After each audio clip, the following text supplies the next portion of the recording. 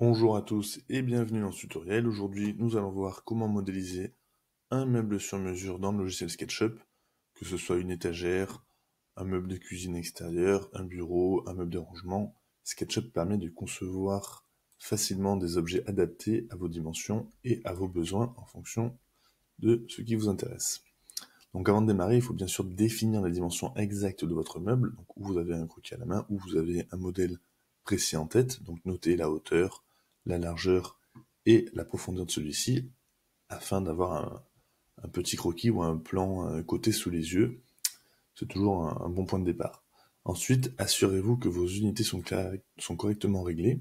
Pour ce faire, vous allez dans Fenêtre, Info sur le modèle, et tac, unité, juste ici. Donc là, je vais travailler en centimètres. Pour un meuble, c'est très bien. Donc ensuite, on va pouvoir dessiner notre meuble. Donc commencer par tracer un rectangle éventuellement en fonction de ce que vous voulez dessiner. Donc là, je prends l'outil rectangle. Moi, ça va être un meuble de cuisine extérieure. Je fais une première forme.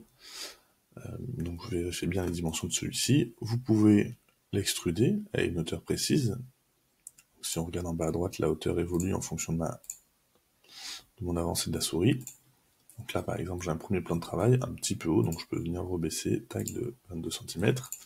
Et là, on va venir un petit peu sculpter dedans. Donc, par exemple, si je reprends l'outil rectangle, je peux faire une défonce dedans, par exemple, pour avoir des rangements, et venir pousser tirer celui-ci. Là, hop. Donc là, j'ai créé une ouverture. Je vais fermer les faces qui sont restées ouvertes. Donc, tac. Pour ce faire, je refais le tour du triangle. Et je referme ici.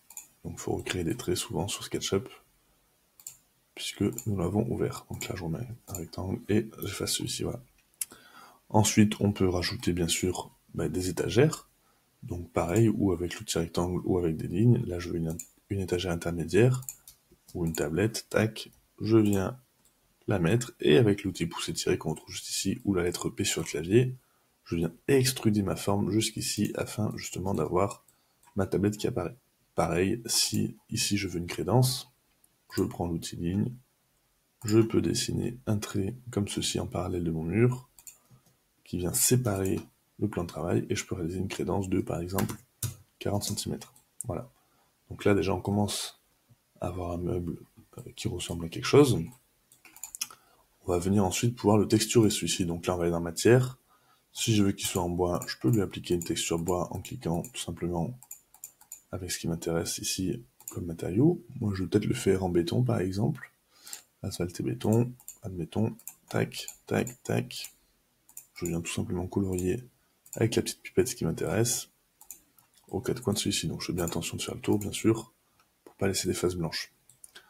Si je veux continuer, par exemple, de le sculpter, je peux tout à fait, pour changer, prendre un cercle, par exemple, et hop, admettons, il pourrait y avoir un début dévié ici.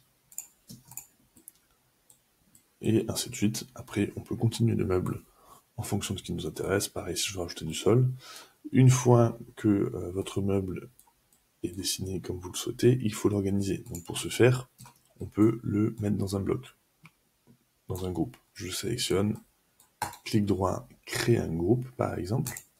Et là, voilà, il est groupé. Une fois qu'il est groupé, je peux venir, info sur entité, le glisser dans une balise. Donc là, par exemple, j'ai une balise qui existe déjà, qui est une balise de mobilier qui s'appelle fourniture. Je le glisse dans cette balise, et là, du coup, ça organise mon modèle. Ce qui me permet de pouvoir le référencer, de le faire apparaître, ou de le modifier directement sans avoir à déformer toute ma tablette. Donc voilà, votre meuble sur mesure est modélisé en SketchUp grâce à cette méthode simple de dessin de base avec des extrusions des rectangles et des traits, une organisation relativement facile de groupe, puis une application des matériaux. Vous pouvez créer n'importe quel type de mobilier adapté à vos besoins. Merci d'avoir suivi ce tutoriel et à très bientôt pour une nouvelle démonstration SketchUp.